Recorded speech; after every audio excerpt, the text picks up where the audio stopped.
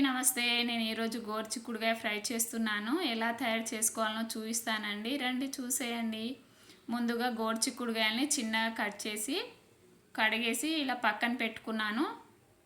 ఒక పెద్ద సైజు ఉల్లిగడ్డ, ఒక టమాటా, 2-3 పచ్చిమిర్చి, అల్లం వెల్లుల్లి పేస్ట్, కొబ్బరి పొడి, ధనియాల పొడి, కారం, ఉప్పు ఇవన్నీ ఇలా రెడీ చేసి పెట్టుకుంటే మనకు కర్రీ చేయడానికి ఈజీగా ఉంటుంది కదా అండి.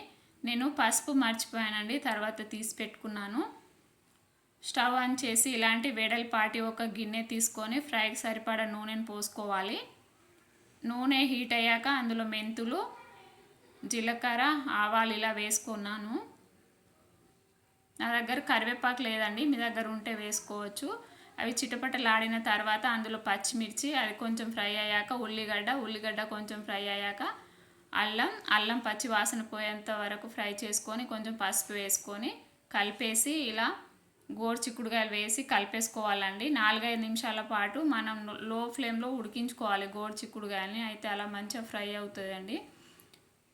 ఇలా మధ్య మధ్యలో కలుపుతూ ఉండాలి. ఇలా ఫ్రై అయ్యాక టమాటా,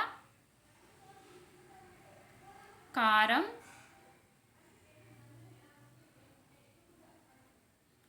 ఉప్పు, ధనియాల పొడి, కొబ్బరి పొడి ఇలా వేసుకోవాలండి. ఇలా వేసేసుకొని టమాటా పైనుంచి ఇలా గోరుచిక్కుడుకాయను వేసుకోవాలి. ఎందుకంటే టమాటాలు తొందరగా ఈజీగా ఉడుకుతాయండి.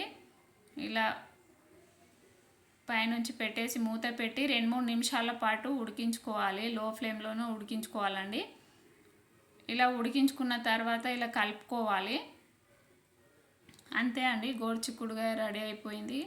తర్వాత కొంచెం వాటర్ పోసుకొని ఇంకా 2-3 నిమిషాల పాటు ఉడికించుకుంటే రెడీ అండి. చాలా ఈజీగా చేసుకోవచ్చు, చాలా టేస్ట్ కూడా ఉంటుందండి. Thank you for watching.